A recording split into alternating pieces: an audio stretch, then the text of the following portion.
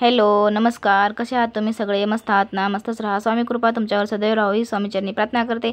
आजच्या व्हिडिओला सुरुवात करते. आजचा व्हिडिओ आहे आपल्याला संकल्प कसा घ्यायचा आहे. कोणत्याही सेवा तवकेले करत असताना आपल्याला घ्यावयाचे असते सर्वात अगोदर संकल्प घेण्याची विधी आपल्याला काय असते काय नाही ते तुम्हाला मी आज सांगणार आहे. तर आपला हा उजवा हात आहे, उजवा हात घ्यायचा असतो. उजव्या हातामध्ये आपल्याला संकल्प घ्यायचा असतो. संकल्प घेत असताना आपल्याला खूप काय बोलायचं असते.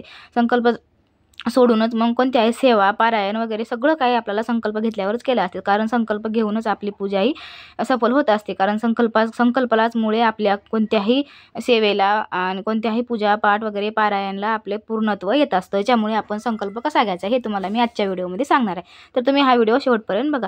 संकल्प घेत असताना आपल्या उजव्या हातावर 2-3 चमचे असे पाणी घ्यायचं. त्याच्यावर आपल्याला फूल, अक्षदा, हळद, कुंकू अशा प्रकारे घ्यायचं आणि आपल्याला बोलावायचं आहे की आपलं सर्वात अगोदर आपलं नाव बोलायचं आहे. नाव आपण बोलून जे काय तुमचं नाव असेल ते नाव बोलायचं आहे. नाव बोलल्याच्या नंतर आपल्याला गोत्र बोलायचं आहे. तुमचं जर गोत्र काय असेल ते तुम्हाला जर माहीत नसेल तर तुम्ही तुमचं काश्यप गोत्र तुम्ही असं बोलू शकता.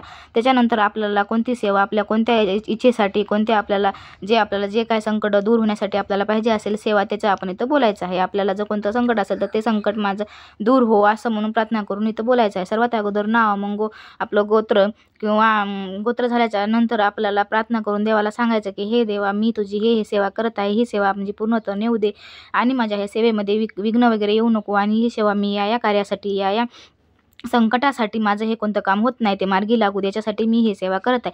ही सेवा माझी सेवा तू माझी ही निर्विघ्नपणे घेऊन जा आणि माझी सेवा सफल कर अशी प्रार्थना करून देवाला आपण हे आपल्या ज्या हातातलं जे संकल्प घेतलेलं पाणी आहे ते आपण ह्या ताटामध्ये सोडून द्यायचं. ते पाणी आपल्याला ताटामध्ये सोडल्याच्या नंतर आपण 3 पळ्या अजून पाणी घेऊन ते पाणी आपल्याला खाली सोडायचं आहे आणि 1 पळी आपल्या हातावर घेऊन आपण ते पाणी आपण ग्रहण करून घ्यायचं आहे.